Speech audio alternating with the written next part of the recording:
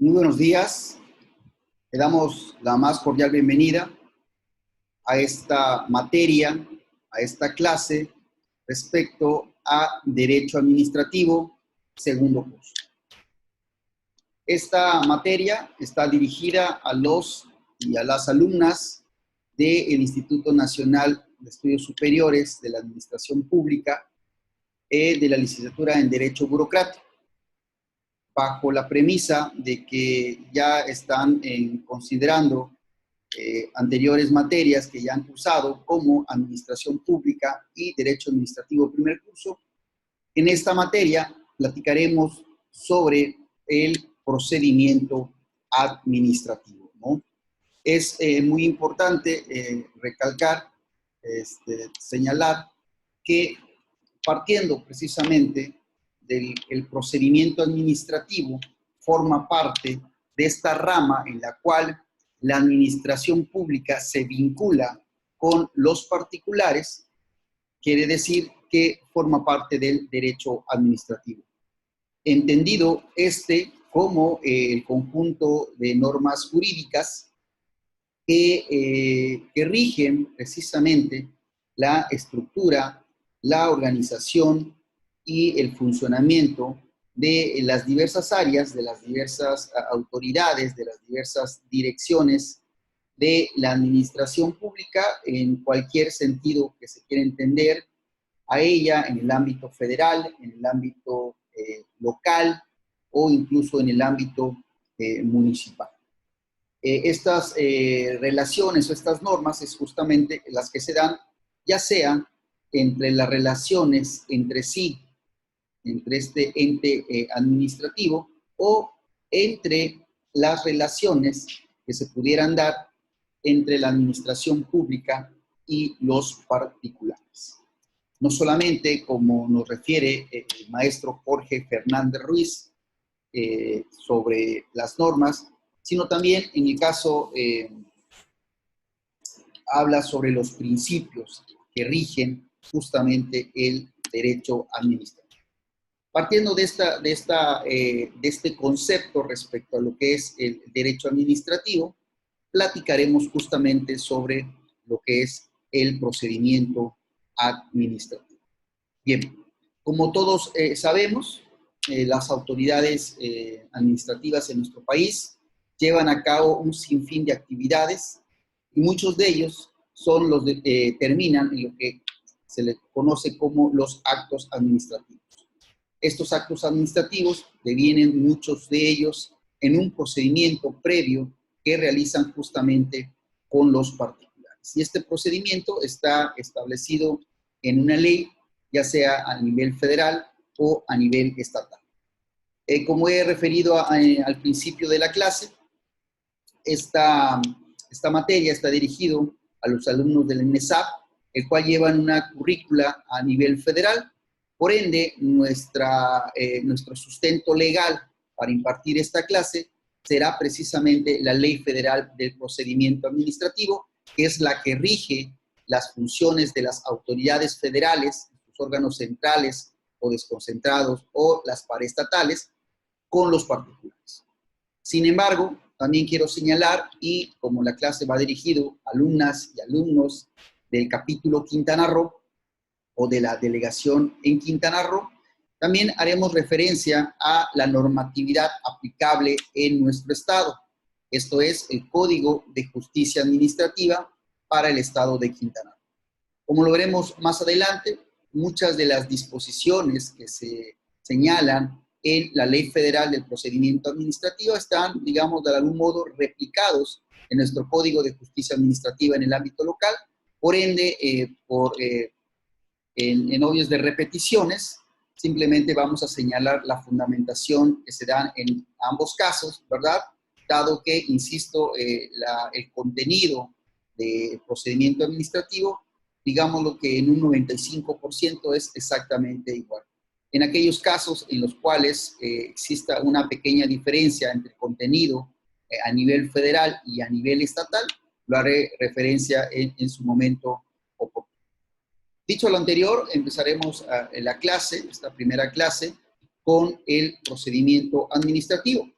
señalando, como lo refiere el maestro Gavino Fraga, que por procedimiento administrativo debemos entender ese conjunto de formalidades y actos que de manera directa o de manera indirecta determina estos requisitos precisamente que preceden al acto administrativo del cual hemos platicado. Efectivamente, este procedimiento administrativo, en muchos de los casos, se tiene que realizar conforme lo establece la propia legislación, precisamente para que el acto administrativo sea válido y cumpla con un fin específico. No me quiero regresar al tema del acto administrativo, que seguramente quienes ya van en este segundo curso, pues han estudiado respecto a cuáles son los elementos de validez que crean o que constituyen el acto administrativo, así como su eficacia y su obligatoriedad en todos los conceptos. Precisamente una de las formalidades, precisamente que le dan validez al acto administrativo, es que se siga un procedimiento conforme a la ley. Y esta ley, como ya lo he señalado, a nivel federal, rige la Ley Federal del Procedimiento Administrativo. En el caso de Quintana Roo, el Código de Justicia Administrativa refiere que serán las actuaciones tanto de las autoridades de ámbito estatal como de las autoridades a nivel municipal que regirán estas conductas a través de dicho código, ¿verdad? Bien. Antes de entrar en materia de lo que se refiere al procedimiento administrativo, ambas disposiciones, tanto a nivel federal como a nivel local, refieren principios en los cuales debe regir o se debe desarrollar el procedimiento administrativo. En el caso a nivel federal, y que también se replica, insisto, a nivel local, nos refieren los principios de economía, los principios de celeridad, el principio de eficacia, de legalidad, de publicidad y de buena fe. Estos son los principios que refieren tanto a nivel federal como a nivel local, en los cuales debe basarse el procedimiento administrativo. Esto es, que las autoridades en cualquiera de estos ámbitos tendrán que desarrollar este procedimiento de la manera más eficaz, tratando de que en un momento dado guardar los procedimientos administrativos en cuanto al tiempo que se desarrollan cada uno de ellos, que por supuesto deben estar apegados al principio de legalidad y los cuales significa que no pueden hacer más allá de lo que la propia ley les marca. Y que evidentemente que en el caso administrativo de los procedimientos administrativos, todas las actuaciones tienen que ser publicitadas, ¿verdad? Y en su caso, para los interesados, podrán tener acceso de manera directa a los expedientes, insisto, siempre y cuando exista la acreditación o el interés legítimo en cada una de las causas. Por supuesto que la autoridad, si bien no es una autoridad que va a investigar y que va a desarrollar un procedimiento administrativo, pues no puede fungir como un ministerio público que tiene que estar investigando a manera exhaustiva toda la información, incluyendo la información pública que se le puede dar en sus manos. Esto significa que la autoridad, con la documentación que le presenten los particulares respecto a algún procedimiento, alguna actuación que quisieran hacer y que devienen de un instrumento público, pues las mismas tienen que gozar del principio de buena fe. Esto es, debe creérsele por estricto sentido, salvo prueba en contrario.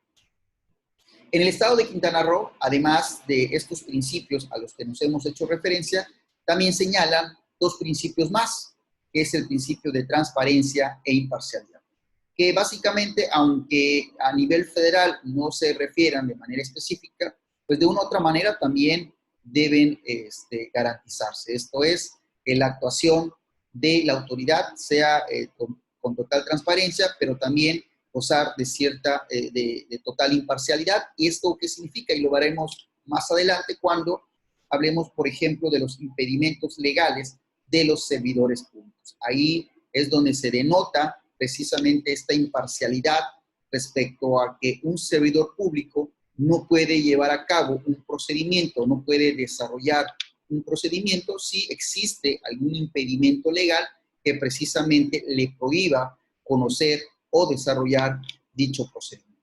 Pues bien, estos son los principios, valga la expresión, en los cuales se basa, se desarrolla el procedimiento administrativo. Bien,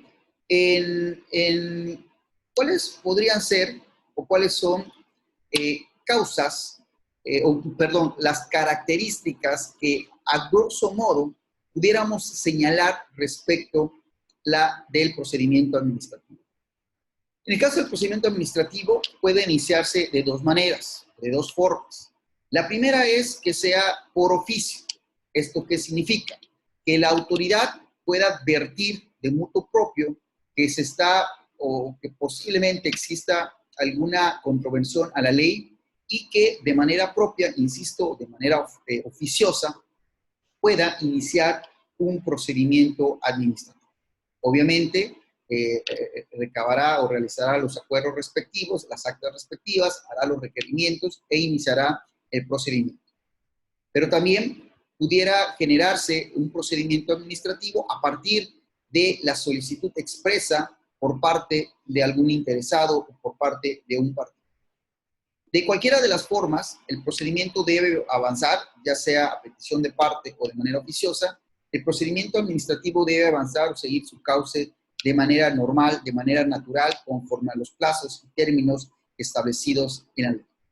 No obstante lo anterior, si por alguna razón la autoridad dejara de actuar y el impulso del procedimiento le corresponde exclusivamente a los particulares o al interesado, y éste lo dejara de hacer, es decir, que el actor, en este caso el que denuncia, que es un particular, no insta a la autoridad de continuar el procedimiento o no solicita que se continúe con el procedimiento, que se sigan desahogando las diversas etapas del procedimiento administrativo, bueno, dado el caso y pasado el tiempo, puede incluso operar la caducidad que está establecida en la ley, ya sea a nivel federal como en el código a nivel local. Esto es muy importante, ¿verdad? Es muy importante decirlo, sobre todo cuando es un particular el que da inicio a un procedimiento administrativo y como cualquier asunto, pues debe estar atento a la actuación de la autoridad y en todo caso, si advierte que existe cierta, digamos, inactividad por parte de la autoridad, pudiera instar a que continúe con el procedimiento. Otra de las características que pudiéramos señalar respecto a el procedimiento administrativo, es que la autoridad no puede exigir mayores formalidades que aquellas que están establecidas en la ley. Bajo el principio de que la autoridad lo que no le está permitido, le está prohibido. En este sentido, todas las autoridades, tanto a nivel federal como a nivel local, única y exclusivamente pueden sujetar su actuación a lo que le establezca la ley. ¿Qué significa ello?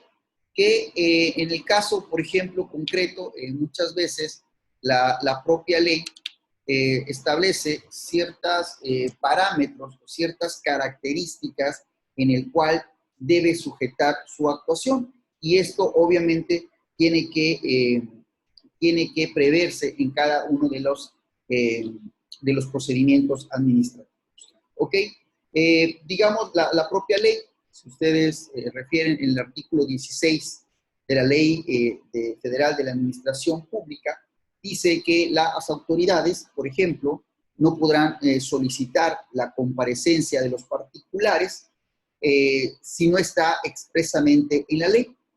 Y evidentemente, en el caso de requerir la comparecencia de los particulares, pues solo lo hará cuando así está previsto en la ley y evidentemente habrá una previa citación en la cual se hará constar pues todos los, la información básica precisamente para que el particular pueda conocer de manera concreta, de manera certera, dónde debiera presentarse. Esto es el lugar, la fecha, la hora, pero sobre todo también en este acuerdo de citación deberá establecerse cuál será el objeto por el cual se está solicitando su comparecencia, ¿verdad? Evidentemente, dentro de estas formalidades estará el poder exigir la documentación necesaria para la resolución de algún caso concreto. De ahí que no podría estar solicitando información o documentación que no tenga absolutamente nada que ver con lo que se está resolviendo. Obviamente, dentro de estas formalidades, pues está la de admitir las pruebas que conforme a ley procedan, desahogar cada una de las etapas del procedimiento administrativo, como por ejemplo los alegatos, y por supuesto emitir la resolución que corresponda dentro de los términos legales que para tal efecto se señalen a la ley. Y bueno, otra serie de información o de formalidades, valga la expresión, que refiere la propia ley, que es importante se esté señalando o se esté ajustando la autoridad. También señala que la documentación deberá presentarse en original. Sin embargo, también una de estas características que nos establece la ley es que podrán presentarse incluso en copia certificada. Obviamente, con cotejo previo que se dé, pueden presentar copias simples. También nos señala que en el caso, por ejemplo, si se requiriera que se presente algún permiso, alguna constancia, alguna certificación, algún documento expedido por una autoridad, por ejemplo, para un funcionamiento, para el funcionamiento de servicio, pues los particulares, en lugar de entregar dicha información, dicha documentación, perdón, de manera en original, podrán señalar los datos, las bases de información o dónde se encuentran contenidos cada uno de estos elementos o esta información que contiene precisamente estos permisos o estas certificaciones. Digamos que, a grosso modo, en los primeros artículos de nuestras leyes, nuestra ley federal de procedimiento administrativo, así como el Código de Justicia Administrativa para el Estado de Quintana Roo, nos refieren en cuáles serán estas características que pudieran sujetarse o ajustarse por parte de los particulares, pero sobre todo, cuáles son estas formalidades a las cuales la autoridad deberá sujetarse en todo momento. Bien, otro de los temas que pudiéramos platicar sobre el caso del procedimiento administrativo es lo referente a los requisitos de la promoción. Esto es, en el caso de los escritos que se presenten ante la autoridad, hay que señalarlo, estos deben presentarse ante la autoridad de manera directa, ¿verdad? El primer documento que así se haga, hacer valer, o en su momento también podrán presentarse ante las oficinas de los correos para efectos de que estos se envíen a la dirección de la autoridad que se señale, ¿verdad? ¿Cuáles son los requisitos, vamos a llamarle de esta manera, los requisitos que deberán contener las promociones? Esto es, los escritos donde el particular pueda solicitar el inicio de un procedimiento administrativo. En primer momento, se nos habla de el nombre o del promovente. Esto es, quién es el interesado, quién es la persona que denuncia respecto a algún acto en específico o solicita el inicio de un procedimiento administrativo en caso de ser una persona física. De ser una persona moral, pues evidentemente deberá señalar el nombre de la razón social, ¿verdad?, respecto de ello. Otro de los elementos o requisitos que se solicitan es el nombre, en su caso, del representante legal. Esto es, una persona física, lo veremos más adelante, puede presentarse en nombre propio y seguir el procedimiento, pero también tiene la oportunidad o la viabilidad de hacerse representar legalmente. Y para tal efecto, pues tendrá que solicitar o poner en este caso cuál es el nombre del representante legal y, por supuesto, acreditar con los documentos necesarios esta representación. En caso de ser una persona o una persona moral, obviamente, ¿verdad?, tendrá que constar dicha representación legal en un instrumento público, ¿verdad?, un fedatario público, dicha representación. También otro de los requisitos que se establecen en las promociones es el domicilio, precisamente para recibir todas y cada una de estas notificaciones, y en su caso, ¿verdad?, no es necesario, pero también muchas veces en las promociones se autorizan a las personas para recibir toda clase de notificaciones, y esto es muy importante. Otro de los requisitos que se establecen en las promociones es la petición que se formula respecto al procedimiento administrativo. Es decir,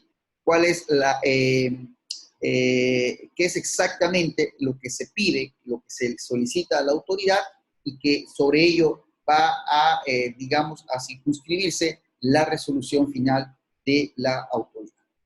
Obviamente, esta solicitud o esta petición que se está formulando, pues debe tener hechos o razones precisamente que dan motivo o que justifican precisamente la solicitud planteada. Y esto obviamente debe estar contenida dentro de esta promoción o dentro de este escrito al que se ha hecho referencia. Obviamente, la solicitud va dirigido a un órgano administrativo determinado, ya sea de la administración pública federal o de la administración pública estatal o municipal, según sea el caso. Deberá contener hacia qué órgano se quiere llevar la solicitud. Y esto tiene que ver, y esto es muy importante porque desafortunadamente a veces podemos presentar escritos que van dirigidos a una determinada dependencia, pero lo presentamos ante otra. Obviamente esto nos va a dar la posibilidad a la administración pública o a la dependencia de que se trate, que en caso de que se haya presentado ante órgano diverso, esta puede darle, digamos, el cauce legal o enviarla a la autoridad que corresponde. Finalmente, como cualquier documento jurídico, como cualquier documento que se presenta ante autoridad administrativa o jurisdiccional, pues tendrá que establecerse el lugar y fecha de su emisión, pero sobre todo la firma de quien promueva.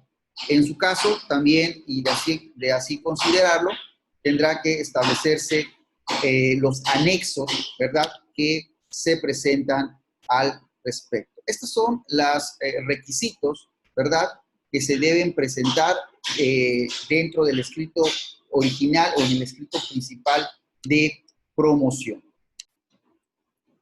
Otro de los elementos que hay que considerar en el tema de los procedimientos administrativos es justamente los plazos que se tienen para contestar por parte de la autoridad. El artículo 17 de la Ley Federal del Procedimiento Administrativo, así como el 18 de nuestro Código de Justicia Administrativa, refieren que la autoridad tendrá o no podrá exceder de 3 meses el tiempo para que la dependencia o el organismo que resuelva lo que corresponda. Esto es, el plazo que tienen las autoridades para responder a alguna solicitud planteada por parte de algún particular será de 3 meses. Contado, obviamente, estos 3 meses a partir del momento o al día siguiente hábil en el cual se solicitó o se presentó la información o la documentación respectiva, ¿no? Esto es muy importante, que en materia administrativa solamente se considerarán días hábiles de lunes a viernes, o o inhábiles, aquellos que sábados y domingos, o aquellos que por disposición legal sean considerados como tales, ¿verdad? Por ejemplo, el 1 de enero, el 1 de mayo, o el 5 de mayo, el 16 de septiembre, el 20 de noviembre, el 25 de diciembre, y bueno, los demás fechas en las cuales las leyes de la materia han señalado como inhábiles. Obviamente también en estos días inhábiles están consideradas los días en que las propias dependencias así lo consideren, que se suspendan actividades, como por ejemplo cuando son periodos vacacionales. Pues bien, la autoridad a la cual se le promueva un procedimiento administrativo, se le solicite alguna información, tendrá un plazo de 3 meses para responder, ¿verdad? Y en caso de que llegara a, digamos, a transcurrir este plazo de 3 meses sin que al efecto se haya dado alguna respuesta por parte de la autoridad, se entenderá en sentido negativo. Esto es, se configurará la negativa ficta. ¿Qué es la negativa ficta o la respuesta en sentido negativo? El hecho de que se entiende que la respuesta que dio la autoridad es no. Si, no sé, vamos a pensar que ha iniciado un procedimiento para, por ejemplo, instaurar una investigación en contra de alguna persona moral por alguna circunstancia, algún elemento que está violando nuestra propia ley de la materia, y que pasados 3 meses la autoridad no ha tomado ninguna determinación, se entenderá entonces que no procederá el procedimiento administrativo o no dará inicio el procedimiento administrativo, ¿verdad? Esto es lo que se entiende por negativa ficta. Para tal efecto es muy importante señalar que en caso de que haya pasado o transcurrido estos 3 meses y que no se haya dado respuesta por parte de la autoridad, pues, insisto, se configurará negativa ficta. En este caso, obviamente, el interesado podrá solicitarle a la autoridad que corresponda, se le expida constancia de que precisamente ha transcurrido los 3 meses, perdón, y con esta constancia evidentemente podrá impugnar la respuesta que corresponda, ¿no? Esta solicitud de solicitar, valga la expresión, la constancia de mérito, tendrá que hacerse de los 2 días hábiles siguientes precisamente al transcurrido este plazo, y que evidentemente tendrá la autoridad que dar respuesta precisamente o hacer constar que ha transcurrido estos 3 meses en un plazo de 2 días hábiles siguientes precisamente a la solicitud que se llegue a presentar, ¿verdad? Esto es muy, muy importante dentro de la actuación administrativa. Bien, ¿qué otro elemento podemos rescatar o destacar del procedimiento administrativo? Como ya hemos señalado con antelación, el procedimiento requiere de la presentación de un escrito, y que este escrito tenga o cumpla con ciertas formalidades, ciertos requisitos. En caso de que se haya presentado y que la autoridad advierta que no se han cumplido con uno o varios de estos requisitos, pues es evidente que la autoridad en un primer momento deberá prevenir a los interesados, ¿verdad?, por escrito y por una sola vez, que precisamente subsanen dicha omisión. Estos plazos, cada autoridad va a determinar los plazos que le da.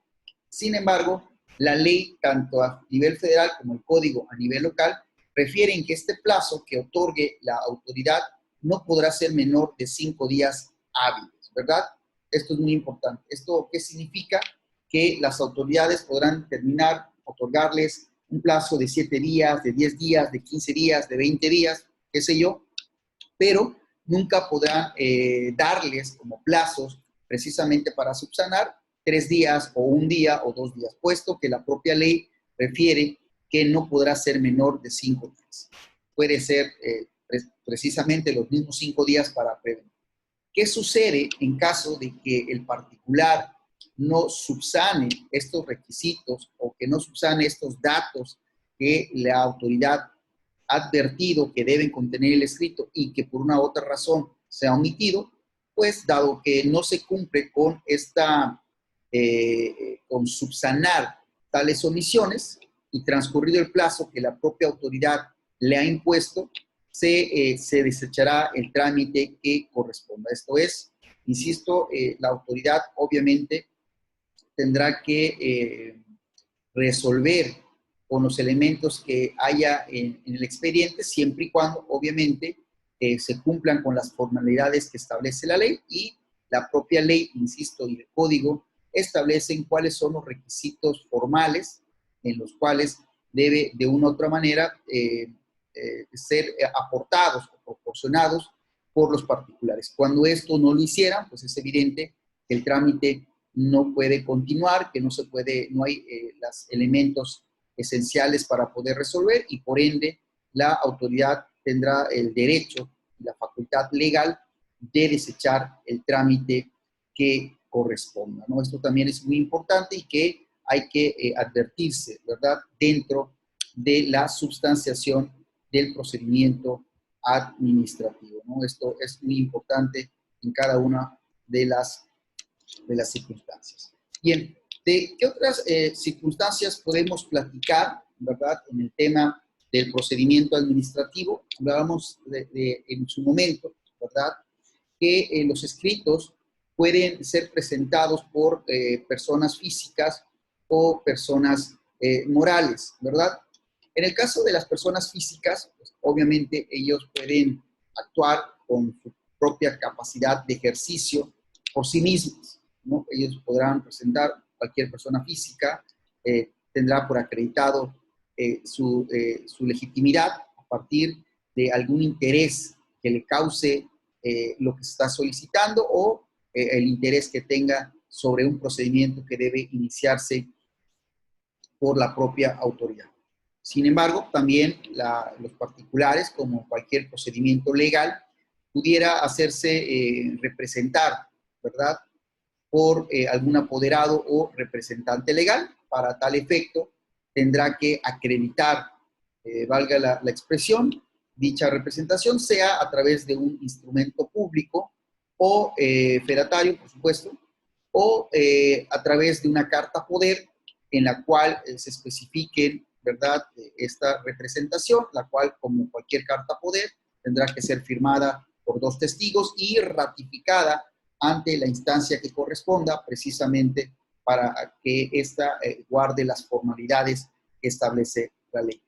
En caso de que el interesado sea una persona moral, ¿verdad?, obviamente la representación tiene que recaer en una persona física, pero dicha representación debe estar mediante un instrumento público en el cual conste precisamente que la persona, no sé, por decir un nombre, Juan Pérez, es el representante legal de la empresa o de la asociación o agrupación o la empresa moral determinada, ¿no? Esto es muy importante, ¿no? Entonces, en el tema de los procedimientos administrativos pueden actuar, insisto, personas físicas por su propia capacidad de ejercicio, por sí mismas, o pueden ser personas morales que tendrán que tener la debida acreditación ante el instrumento público pasado ante la fe de un notario, ¿verdad? O en caso de ser una persona física, esta obviamente podrá ser, insisto, por sí misma o a través de un representante legal, la cual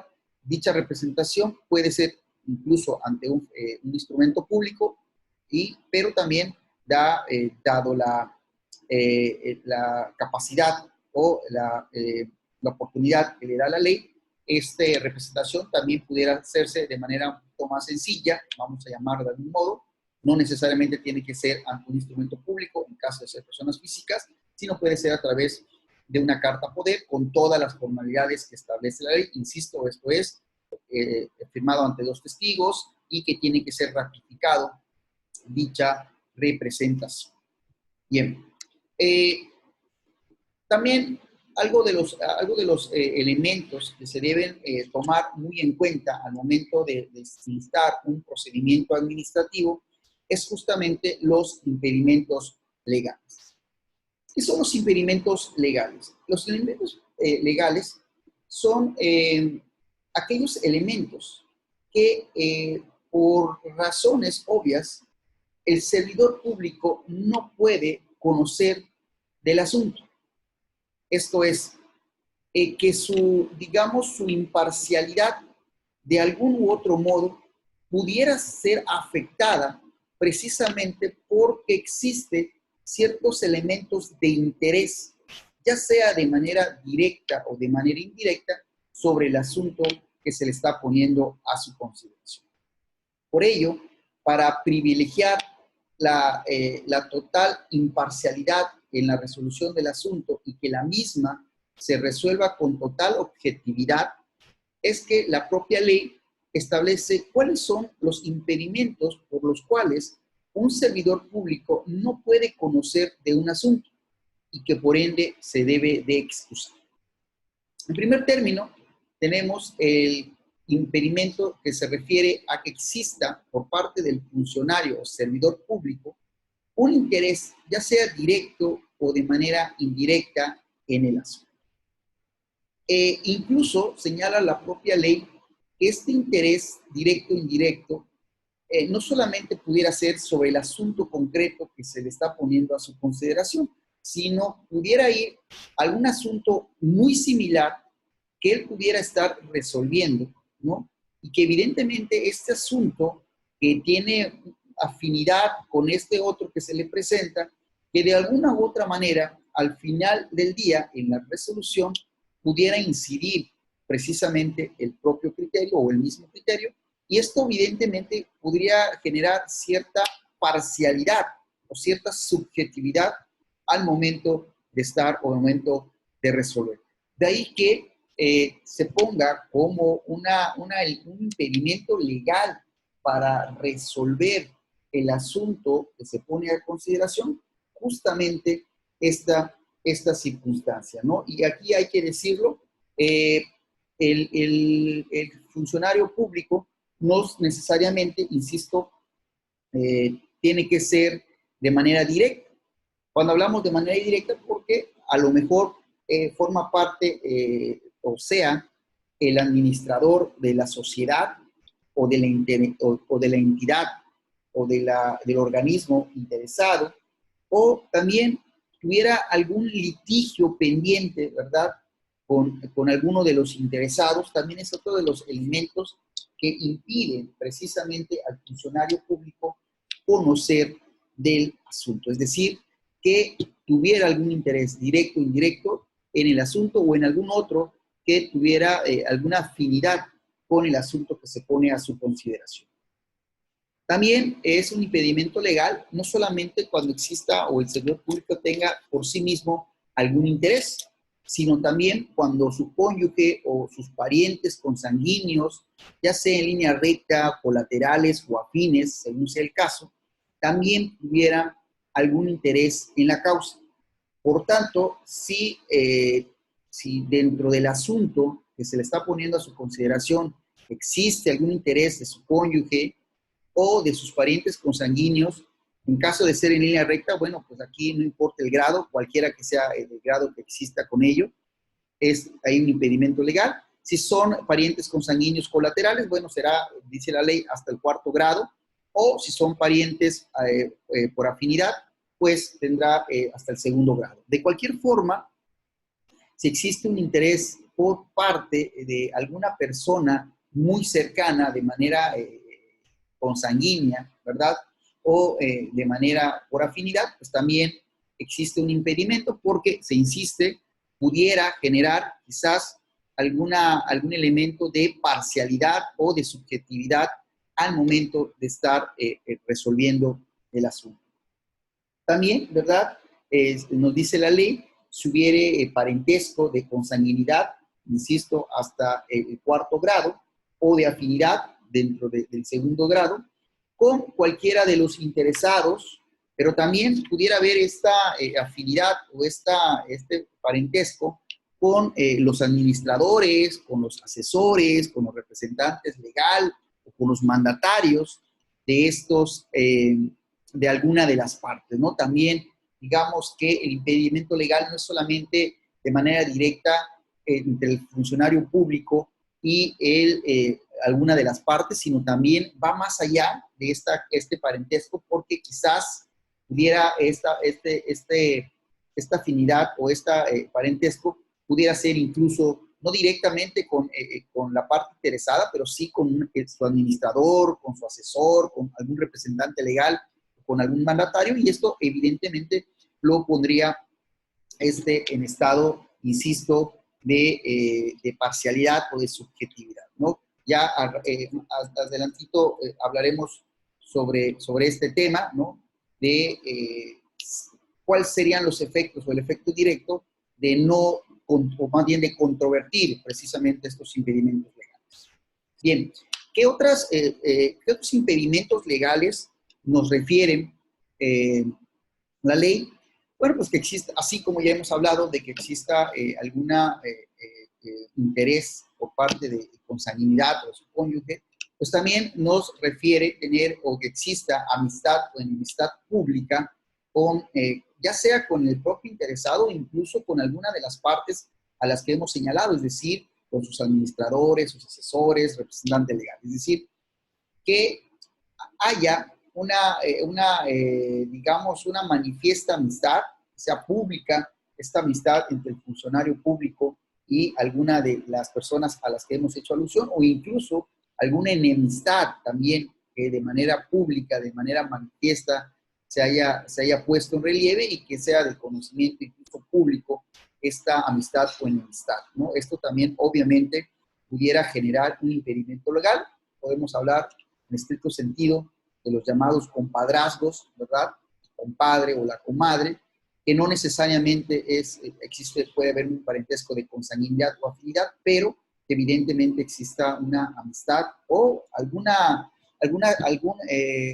circunstancia en que entre dos personas se encuentren enemistadas y que esta enemistad evidentemente pudiera de una u otra forma hacer que el servidor público resuelva de manera parcial con esto de una manera subjetiva y que evidentemente esto no abone para nada a una verdadera justicia en el tema del procedimiento administrativo. También otro de los impedimentos que se dan en materia administrativa es que se intervenga como perito por parte del servidor público, ya sea como perito o como testigo en el asunto. Es decir, el funcionario público, si es perito dentro del asunto, ¿verdad?, para alguna de las partes, o es testigo de alguna de las partes, pues es evidente que tampoco pudiera ser quien resuelva en último momento, en última instancia, dicho procedimiento administrativo, por ende, es un impedimento legal. También, ¿verdad?, si el funcionario público tuviera alguna relación de servicio, cualquiera que sea su naturaleza, ¿verdad?, con las personas físicas o las personas morales que están interesadas directamente en el asunto. También nos dice la ley cualquier otra circunstancia que se prevea en esta ley, ya sea en la ley federal del procedimiento administrativo o en el Código de Justicia Administrativa, pues también será un impedimento legal para que el servidor público pueda conocer. Ahora bien, ¿qué sucede cuando el servidor público puesta a su consideración un asunto, advierte de mutuo propio que existe o que tiene algún impedimento legal? Como servidor público, evidentemente, a sabiendas de que existe una ley y que ésta obviamente no puede, digámoslo de algún modo, pudiera conocer, pues tendrá que excusarse. Y la excusa no es otra cosa que hacer del conocimiento al superior jerárquico que el servidor público se encuentra pues impedido de conocer, de desahogar el procedimiento y que por ende el superior jerárquico tiene que tomar cartas sobre el asunto. En este caso, el superior jerárquico, si existiera dentro de la administración pública o dentro de la dependencia que conoce el caso, tuviera otro órgano o otra persona, otro funcionario público con el mismo rango y que también pudiera conocer del asunto, pues solamente se lo va a reencauzar, se lo va a cambiar, ¿verdad?, para que conozca otra persona. ¿Qué sucede si en la dependencia, por ejemplo, no existiera otra persona que conozca de este asunto? Bueno, pues señalará que el servidor público que se está excusando conozca del asunto, pero tendrá la supervisión o la vigilancia de su superior jerárquico en la actuación de dicho procedimiento, ¿no? Digamos, en términos naturales o en términos normales, lo ideal sea que otra persona que tenga atribuciones para tal efecto, por supuesto, conozca del asunto, porque se insiste, la idea es que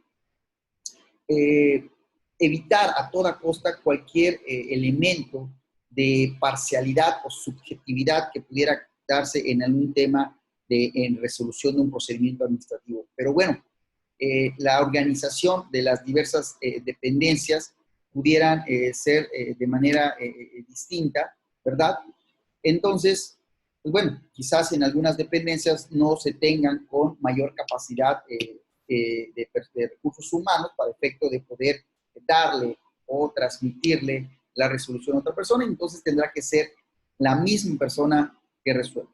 Quiero señalar que el hecho de que una persona cumpla o que tenga algún impedimento legal conozca del asunto, no necesariamente invalida de manera directa el acto administrativo o la resolución que al final de cuentas se vaya a otorgar.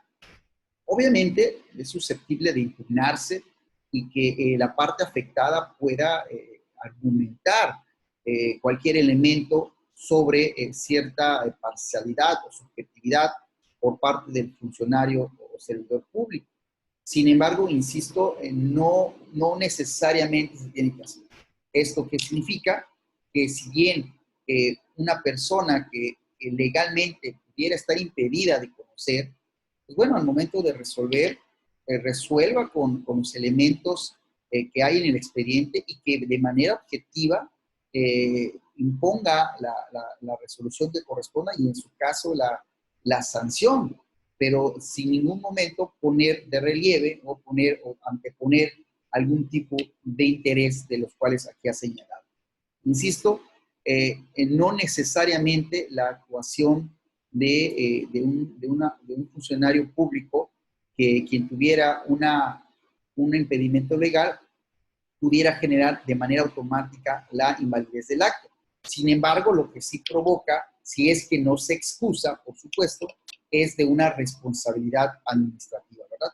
De ahí que es muy importante que el funcionario público o el servidor público, una vez que conozca o que tenga el conocimiento de que deberá instaurar un procedimiento administrativo y que advierta que él se encuentra en alguna de las causas de impedimento legal, lo primero que tendría que hacer es excusarse y esto es, como ya lo expliqué, darle conocimiento a su superior jerárquico para que éste tome cartas sobre el asunto. Ahora bien, también existe la posibilidad de que el superior jerárquico pudiera advertir que el servidor público que va a llevar el asunto se encuentre en algunas de estas causales legales. Y lo que hará el superior jerárquico es solicitarle, valga la expresión, a su inferior jerárquico que se inhiba de conocer. Esto es, le pedirá, de verdad, de manera respetuosa, a través de los cauces legales, por supuesto, que no conozca del asunto, que se inhiba de conocer el asunto en virtud de que existe algún impedimento legal. Ahora bien, en caso de que el servidor público no se excusara y que tampoco el superior jerárquico solicitara que se inhiba de conocer, el interesado puede en cualquier parte, en cualquier momento, en cualquier etapa del procedimiento, pedir o solicitar la recusación. ¿Qué es la recusación? La recusación es una forma, vamos a decirlo de esta manera, en la cual el interesado plantea ante el superior jerárquico que el funcionario o el servidor público que va a llevar la causa tiene algún impedimento legal, dado que existe algún interés, insisto, de manera directa o indirecta en el asunto de que se trata. Para tal efecto, dicha recusación se va a plantear por escrito ante el superior jerárquico del funcionario al cual se está recusando. Obviamente en este escrito se va a señalar cuál es la causa o las causas por las cuales se funda su petición, obviamente acompañando, anexando las pruebas que considere lo que a su derecho corresponde. Una vez que se ha presentado el escrito de recusación, se le dará vista al recusado o al funcionario público para que éste manifieste lo que a su derecho convenga al día siguiente. Entonces, se presenta el escrito ante el superior jerárquico de una solicitud de recusación, se le dará vista bajo el principio de la garantía de audiencia al recusado para que este servidor público en las 24 horas siguientes o al día siguiente, ¿verdad?, pues señale también lo que a su derecho convenga. Una vez que ya se tienen el planteamiento de las dos partes, ¿verdad?, tanto de quien recusa como el recusado, el superior jerárquico va a resolver